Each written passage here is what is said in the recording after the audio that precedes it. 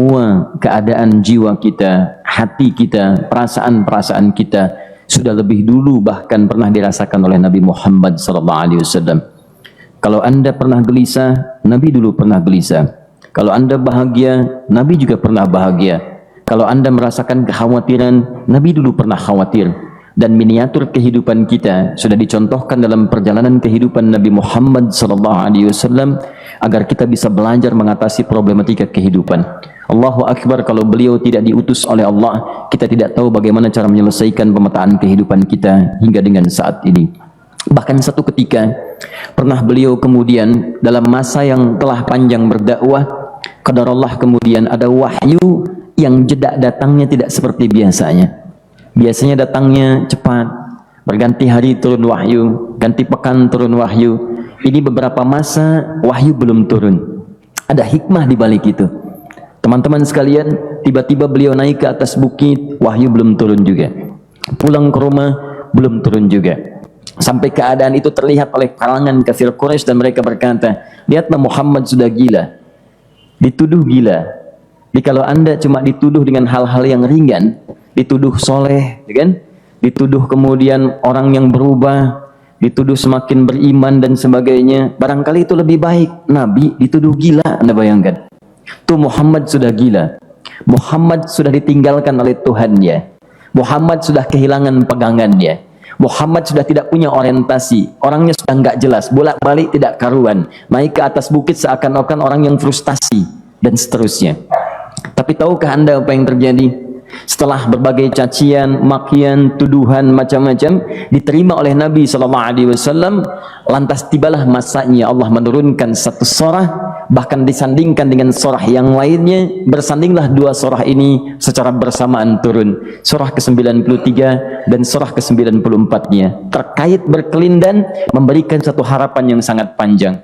Kata Allah, wadduha wal-laili idza saja ma wadda'aka rabbuka wa ma qala walal akhiratu khairul laka minal ula walasawfa yu'tika rabbuka fatarda alam yajidka yatiman fa'awa wa wajadaka dhallan fahada wa wajadaka 'ailan fa'aghna fa ammal yatima fala taqhar wa ammas sa'ila fala tanhar wa amma bi ni'mati rabbika fahaddits.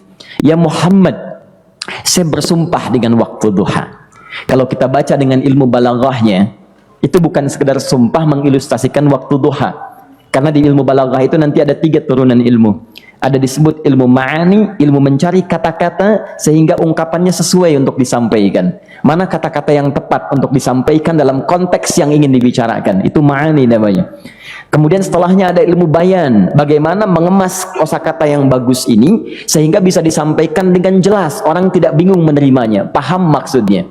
Kemudian setelah itu kadang-kadang jelas kalimatnya, tapi kedengarannya tidak indah. Woi, rapatkan, woi, apa belum paham juga? Rapatkan saf. Memang jelas, tapi nggak ngenakin.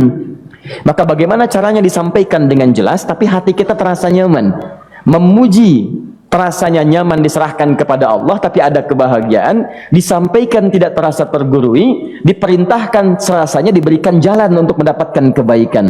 Maka yang ketiga disebut dengan ilmu badi' namanya. Ilmu menghiasi kalimat yang disampaikan sehingga terasa dengan nikmat. Turunannya nanti ada majaz namanya. Mengambil sebuah kalimat yang untuk diposisikan pada kalimat yang nyaman disebut dengan kinayah turunannya. Maka teman-teman, kata Allah, wadduha, diterjemahkan demi waktu duha. Bukan sekedar waktu duha. Karena duha itu ada cahaya yang indah. Dirasakannya enak. Antum keluar waktu duha kan enak tuh. Berjemur, kata orang Sunda moyan gitu kan. Datang, bahkan sampai dianalisis ada vitamin D-nya bisa terasakan. Ya, kemudian setelah itu ada kenikmatan, enak suasananya. Seakan-akan dunia milik sendiri, yang lain numpang. Wah, nyaman keluar itu. Baik, jadi wadduha itu ingin bersumpah mengilustrasikan waktu kenyamanan yang pernah dilalui. Kalau dalam bahasa tafsir yang luasnya, saya bersumpah Muhammad, demi segala kenikmatan yang pernah engkau rasakan dalam hidupmu, seperti engkau merasakan cahaya duha itu. Engkau pernah senang, saya bersumpah dengan kesenanganmu. Engkau pernah tenang, saya bersumpah dengan ketenanganmu. Engkau pernah nyaman, saya bersumpah dengan kenyamanan yang pernah engkau rasakan. Wal laili idza saja, dan aku pun bersumpah demi gelapnya malam. Demikian terjemahannya. Bukan sekedar gelapnya malam saja, itu sesuatu yang pekat. Ya, ini belakang kelihatan agak gelap nih. Untuk memberikan proyek, kesini aja Pak, saya cuma ngasih contoh ini. Contoh, saya bukan mengeluh, bukan, ingin memberi contoh. Ya, contoh pada ilustrasi yang mau saya sampaikan. Nggak apa-apa, biarkan saja. Saya mau contoh, kasih kata saja. Ya, ini belakang agak gelap untuk memproyeksikan cahaya ke sini. Tapi yang mau saya sampaikan, kalau gelapnya begitu pekat, semua cahaya ini nggak ada. Cahaya nggak ada nih, sama sekali tidak kelihatan. Saya mau tanya pada Anda, beraktivitasnya mudah atau sulit? Mudah nggak menemukan sendal Anda di luar? Belum tentu. Menemukan jalan keluar pun belum tentu mudah. Anda mesti meraba-raba jalan. Anda mesti kemudian melihat sesuatu dengan pandangan mata hati Anda. Raba, dan sebagainya. Sampai menemukan jalan, itu pun belum tentu benar. Itulah yang disebut dengan gelapnya malam saja pekat. Kadang-kadang ada orang yang menghadapi satu kesulitan yang pekat, suasananya siang, cuman karena masalahnya begitu pekat, seakan-akan membuat diri dia gelap. Jalan susah, limbung gitu. Kenapa gelap ya? Padahal terang.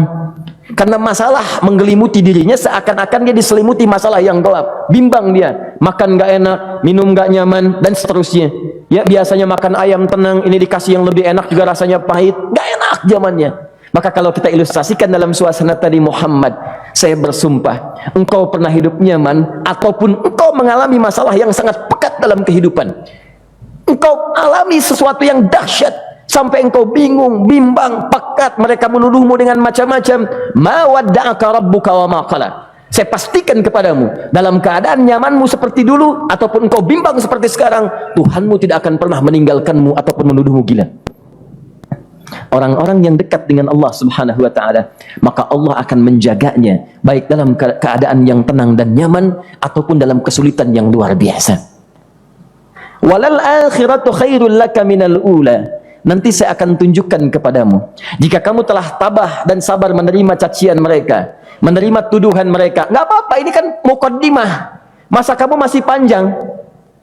Kamu masih panjang dalam berdakwah, kehidupan kamu masih panjang membawa tugas dan misi. Kalau kamu belum bersabar pada yang sekarang, bagaimana dengan yang di masa depan? Tapi saya pastikan kepadamu, jangankan yang seperti ini, masalah pekat yang paling hebat pun kamu akan hadapi, yang membuat kamu sedemikian sulit lebih daripada ini, yakinkan pada jiwamu, aku tidak akan pernah meninggalkanmu. Ini prinsip dalam kehidupan kita. Jika Anda menggantungkan hidup kepada Allah, Anda bersandar dengan baik kepada Allah, maka ayat ini akan mengatakan, teman-teman sekalian, Allah tidak akan pernah meninggalkan Anda dalam setiap kehidupan Anda. Nanti, sekarang perjuangan. Kata Allah, walal akhiratu khairul laka minal ula. Nanti saat kamu tiba di akhirat, saya akan tunjukkan kepadamu ada yang lebih hebat yang tidak pernah engkau rasakan sebelumnya saat di bumi. Tidak akan ada lagi kesulitan yang kamu hadapi. Tidak akan ada lagi cacian yang kamu kemudian hadapi. Tidak ada lagi kemudian tuduhan yang kemudian kamu rasakan.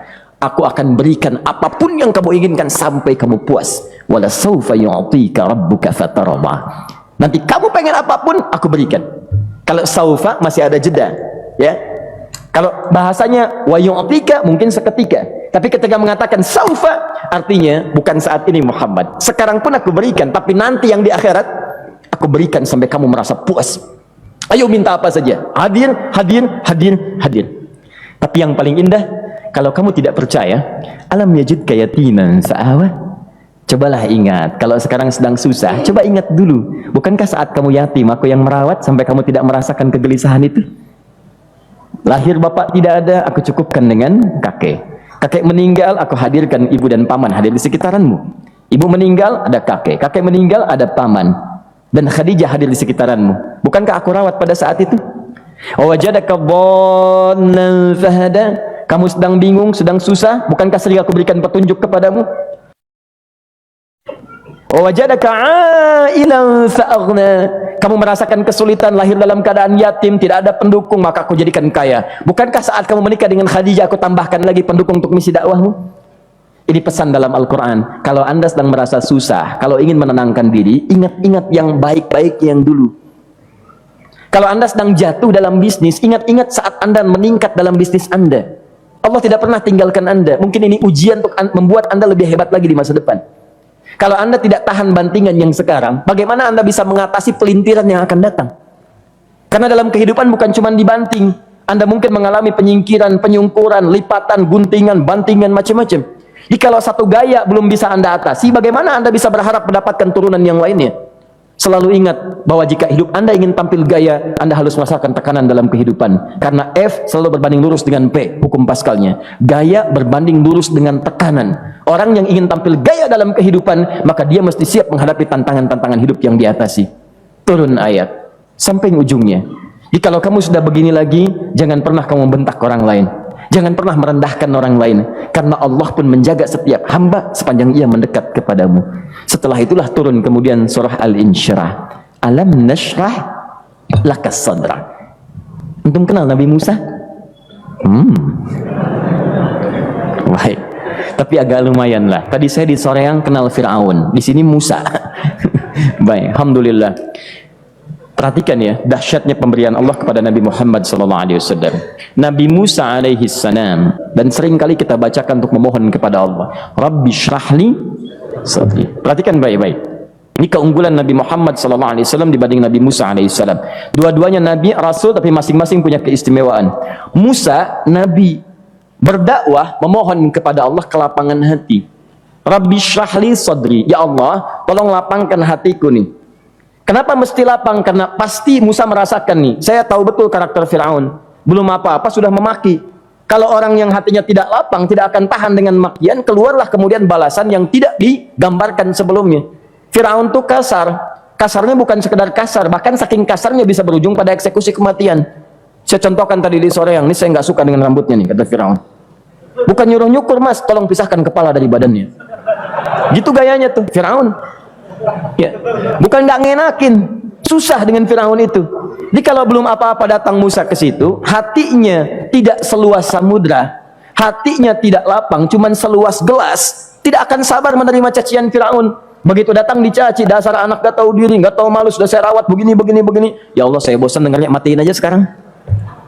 Musa Nabi berdoa dikabulkan. Cuman kalau Fir'aun kemudian ajalnya misal wafat pada saat itu, tidak akan jadi contoh kepada kita untuk kekinian.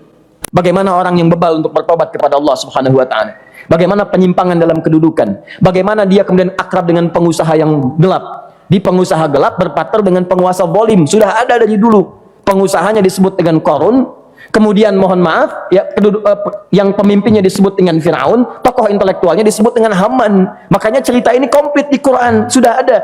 Di setiap persoalan dalam kehidupan masyarakat disebabkan tiga hal yang berkolaborasi. Kalau bukan penguasa zalim, berpartner dengan pengusaha gelap, ditopang oleh intelektual yang sembrono. Itu persoalan. Jadi kalau ada sekarang intelektual menyalahgunakan kepintarannya, dia terlambat, sudah ada Haman dulu. Dan gak usah bersaing, dia bisa bikin piramida, Anda belum tentu bisa membuatnya. Kalah Anda, masih kalah hebat. Ya, jadi kalau dititipkan sesuatu jangan disimpangkan. Yang ingin saya sampaikan, Musa mengatakan Rabbi syrahli sadri. Nabi berangkat berdoa dikabulkan oleh Allah. Nabi Muhammad belum minta, turun ayat Alam nashrah laka sadra. Yang ini minta Rabbi syrahli sadri. Nabi Muhammad alam nashrah laka sadra. Muhammad, mulai dari peristiwa sehingga engkau akan lebih sabar lagi menerima tantangan-tantangan dakwah. Mulai sejak itu jangankan dimaki, dilempar batu di Taif. Dari Mekah pergi ke Taif dengan Zaid, kemudian sampai di Taif mendapatkan sesuatu yang tidak dibayangkan sebelumnya. Kalau cuma dihentikan saat mengajar, wajar. Ini dilempari batu. Anda bayangkan? Bisa kebayang nggak? Lempari batu tuh. Dilempar. Zaid jadi tameng, berdarah-darah, kemudian mundur, beristirahat di bawah tepian pohon. Begitu beristirahat, datang malaikat penjaga dua gunung. Turun malaikat dengan kesal mengatakan, Ya Rasulullah, mud yadaika ilas sama. Ya Rasulullah, angkat tanganmu ke langit, minta kepada Allah, aku angkat dua bukit di Taif, aku himpit keduanya mereka. Aku himpit penduduk Taif dengan dua bukit itu. Apa jawab Nabi? Karena sudah mendapatkan kelapangan, ketenangan, belajar dari peristiwa-peristiwa tadi, indah jawabannya. Lah, katanya, tolong jangan lakukan. Innahum qaumun la ya'lamun. Mereka belum paham saja. Mereka belum mengerti. Tolong jangan lakukan. Aku bermohon kepada Allah. Boleh jadi nanti di masa depan akan ada hamba-hamba terbaik yang lahir dari bumi Taif ini.